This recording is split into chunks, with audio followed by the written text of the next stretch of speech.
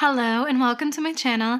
Today I want to do a makeup look that's like a simple everyday makeup look for fair olives. But basically this makeup look could really apply to anyone. I just really want to lean into some colors that are supposed to be very compatible with fair olives, which I've chatted about in another video if you're interested in checking that out. And I have a couple new products in front of me.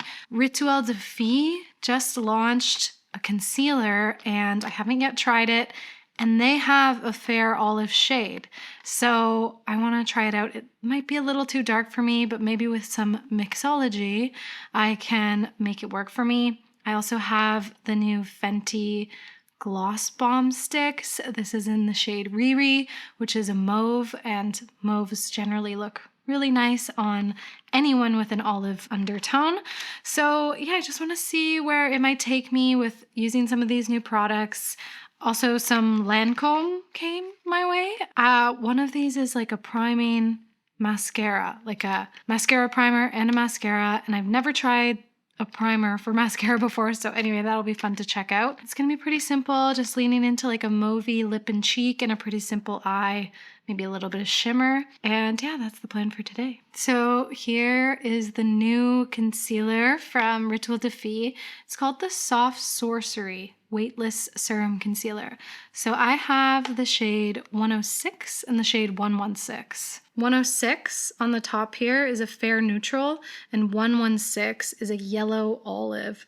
So I feel like combining them might work. I'm gonna use concealer and then probably a little bit of foundation after, but I'll also swatch it for anybody interested in these shades. We're at the very end of summer, beginning of fall, so I do have this bit of a tan that some of my winter foundations just aren't cutting it. So I think mixing in a bit of a darker olivey shade might work nicely. So here we have 106 and 116. This one is the yellow olive. Interestingly, it looks almost pink swatched on my hand, pinky orange, so that's interesting. I'm not really seeing the green, you know, like the Lisa Eldridge shade 2.5. You can kind of see the green happening in it. See what I mean? Versus this one. But let's see how it goes. Don't knock it till you try it. And yeah, off the bat, the formula just seems kind of like really creamy, a little bit thick, which I'm happy about. I'm not really in the market for like serums or really light things. I want the coverage. I'm gonna start with the lighter color at the center of my face. See, I mean, that's pretty bright for where my skin is. It can be probably a great shade for a brightening concealer. So I'm just gonna dot it around, focusing the brighter one on areas that I know I like brightened. And then I'm gonna mix in the yellow olive one, hoping together they will match my skin tone.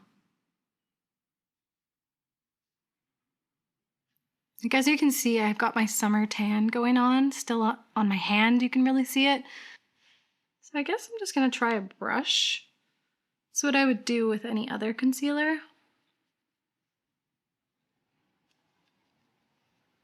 And I just wanna see like what kind of coverage I can get if I diffuse it across most of my face. Yeah, like look how dark my hand is.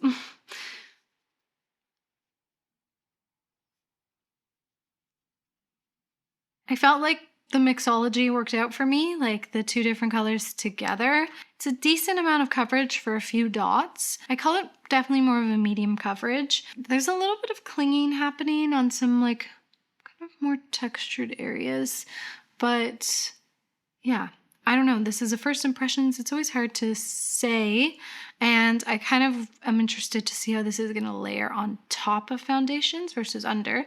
So I might try a light layer of foundation now and then a bit of concealer on top. But what's interesting about this concealer is apparently it's using an ingredient called danathan. Wait. Danazanthan. That's it.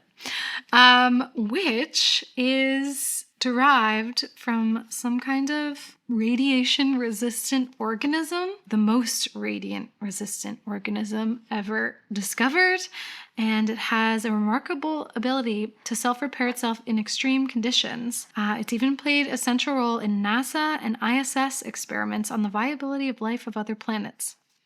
The sci-fi nerd in me thought that was pretty interesting.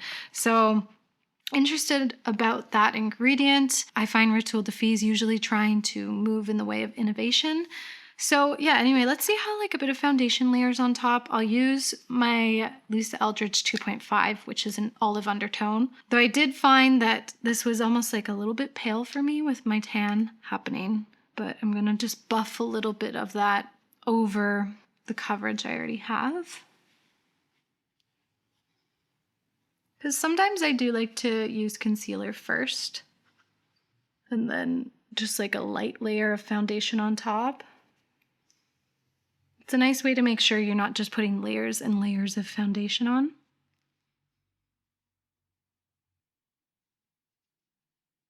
So that was just one pump of the Lisa Eldridge, which is a half pump of most foundations. That's got me to a general level of coverage that I'm pretty okay with, but I need to brighten a little bit and spot conceal. So I'm gonna try the lighter shade, 106 again, just a little bit extra right here.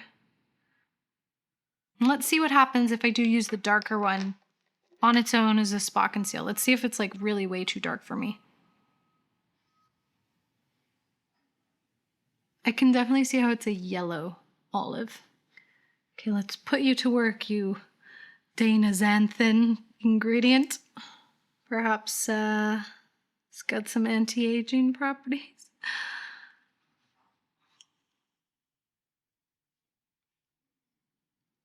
Once I buff the olive shade in, I don't find it's like super noticeably dark.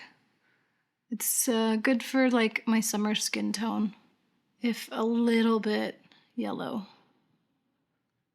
I'm gonna pop off camera, do my brows, and then let's move on to using some mauve lip and cheek shades and see how everything comes together once all the makeup's layered on top of this. Now I'm gonna go in with the cream blush from Fenty in the shade Riri.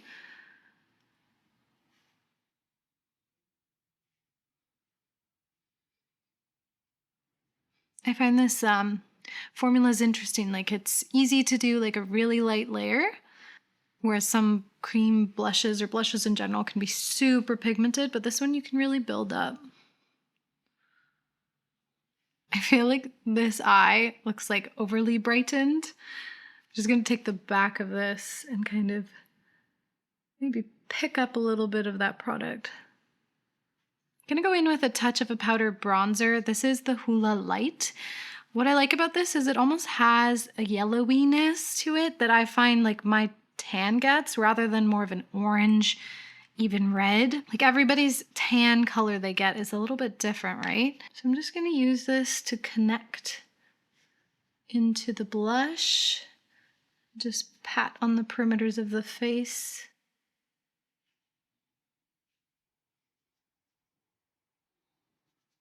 I'm going to see how a setting powder will work with this base. Sometimes it's like when you're using products that might be like oil-based versus water-based, you never know how they're just going to kind of work together. I find Rituel de Fille is more likely an oil base. Nope, I lied. This is a water-based concealer. That's why I felt like things were feeling a little different than some of their other formulas. Okay, everything's looking good except for my nose. Something's kind of happening there, just like products settling funny. But everything else is looking pretty good. I'm really excited to try the Fenty. I also picked up a couple more liners from Makeup Forever. If you guys know, like I love these pencils, and there's a couple shades that I felt would be filling some gaps in my collection.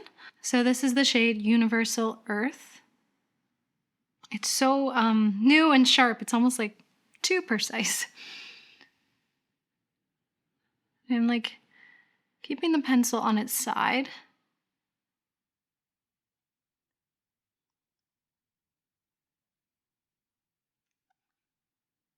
Now here's the Fenty Gloss Bomb Stick in Riri. It smells like something from my childhood.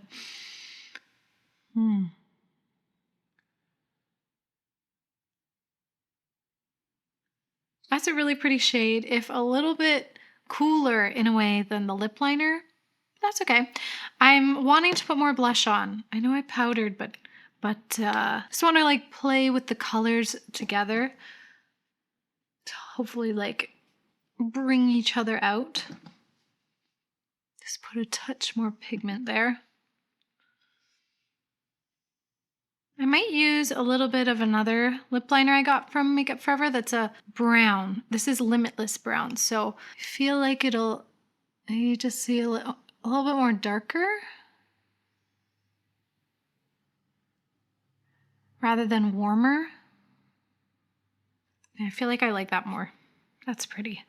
Okay, I really don't feel like doing much on the eyes today, so I think I'm just gonna take this shade Sheen.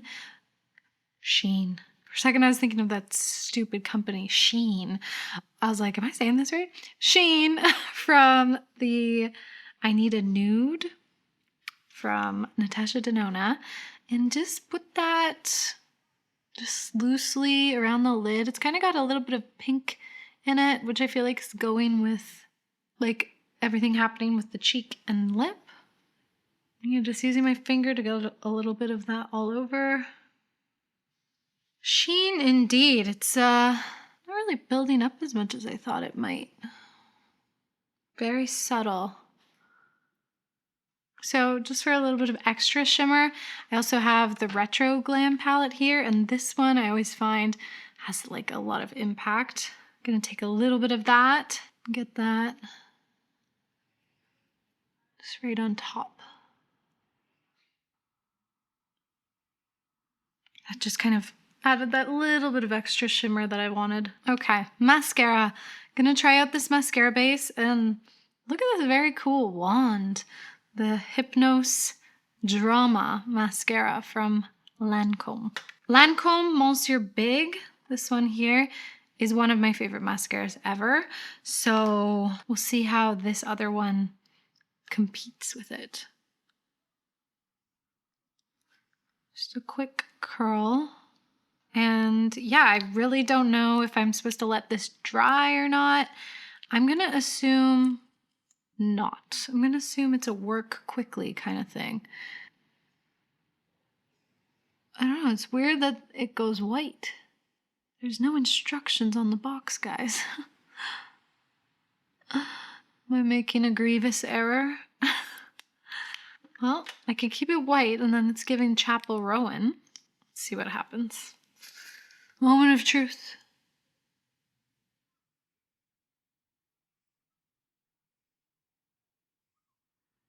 Now I feel like I should have let it dry first.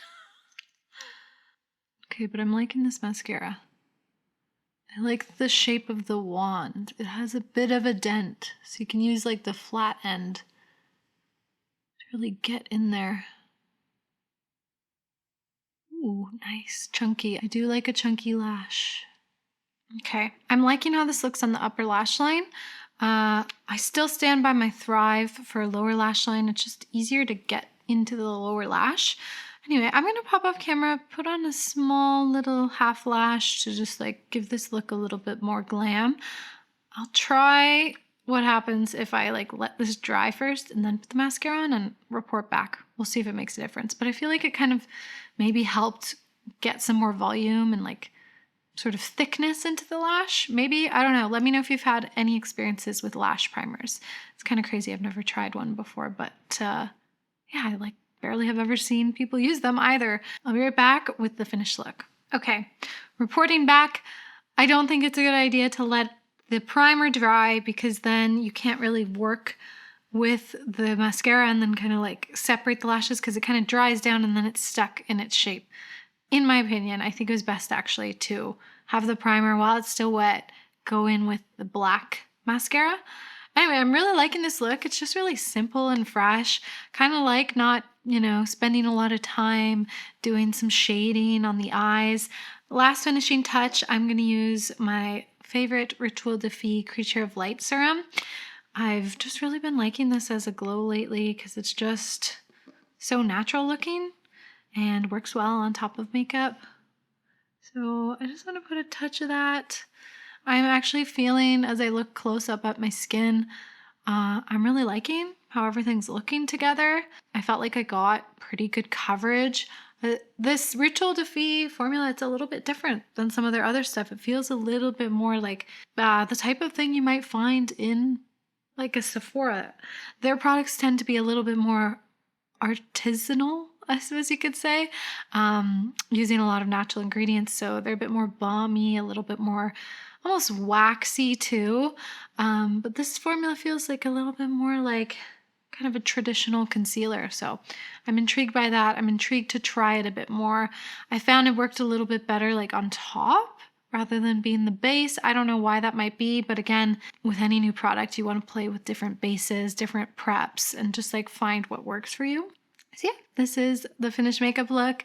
And yeah, I just think it's really approachable. Really love just that bit of shimmer on the eyes. It just kept things simple for me today.